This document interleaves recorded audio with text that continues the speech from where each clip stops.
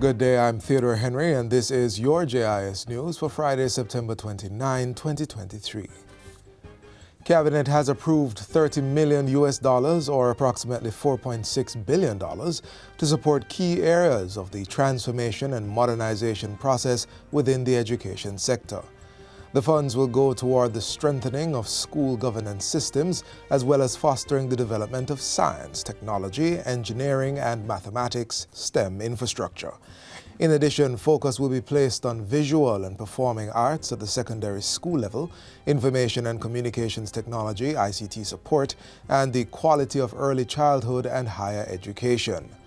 Portfolio Minister Favour Williams says the development is part of government's response and implementation of the Orlando Patterson-led Reform of Education in Jamaica report of 2021. The Jamaica Education Transformation Commission, or the Orlando-led report, calls on us to significantly increase government's expenditure on school maintenance and capital projects and ensure access to quality broadband for education for all schools. Minister Williams was speaking during Wednesday's post-cabinet press briefing at Jamaica House.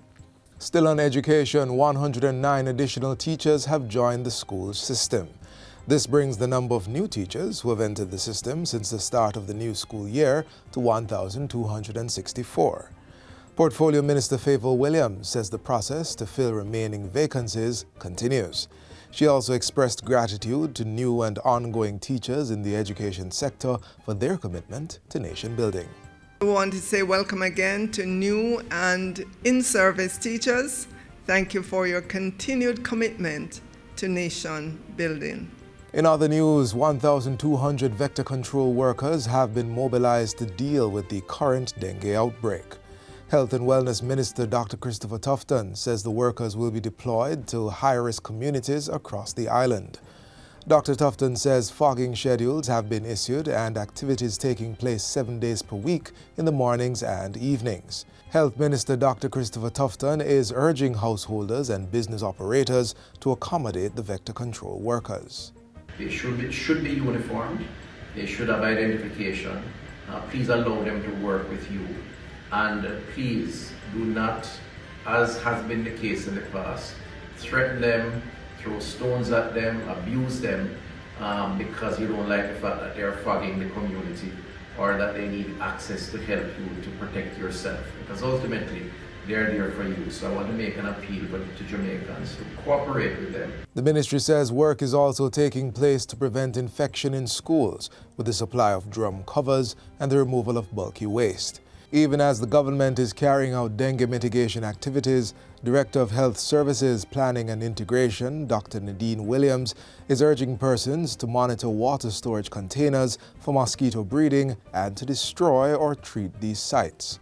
Persons are encouraged to play their part in ensuring that the cases are minimized by monitoring water storage containers for mosquito breeding, keeping surroundings free of debris, destroying or treating potential mosquito breeding sites, wearing protective clothing, using DEET-containing mosquito repellents, and as much as possible, staying indoors at dusk with windows and doors closed.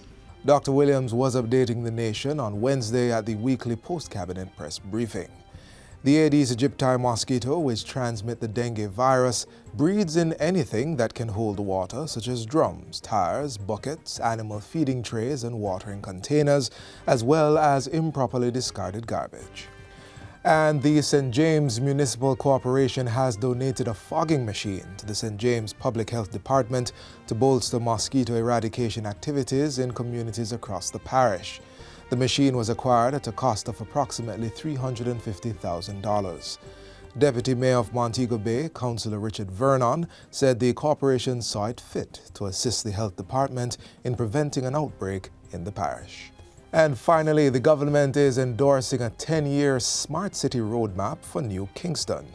The project promises to redefine urban living in New Kingston through smart city solutions such as a smart grid, intelligent transportation, improved potable water supply, safety and security, solid waste, public health, and environmental services. The Jamaica Smart City Forum was held recently by the Jamaica Public Service in collaboration with US-based project development firm Tuatara Group. The utility company has been awarded a grant by the United States Trade and Development Agency for technical assistance. This is to identify and deploy cutting-edge technology and energy solutions in the business district, as well as develop a roadmap for broader implementation of smart cities throughout the country. Portfolio Ministers Darrell Vaz and Senator Dana Morris Dixon noted that the smart city concept focuses on creating efficient, inclusive and sustainable urban spaces for citizens. In building a smart city, we are not only laying down infrastructure, but also creating a canvas upon which the dreams and aspirations of our people can flourish. This forum also will set the stage for Jamaica and other Caribbean countries using technology and data management to improve the efficiency and effectiveness of infrastructure and services. The new Kingston Smart City Demonstration Project embodies the spirit of collaboration, of coming together for a shared vision and harnessing technology to bring about genuine transformation. Technology is playing a pivotal role in redefining urban landscapes, making them more resilient, efficient, and people-friendly.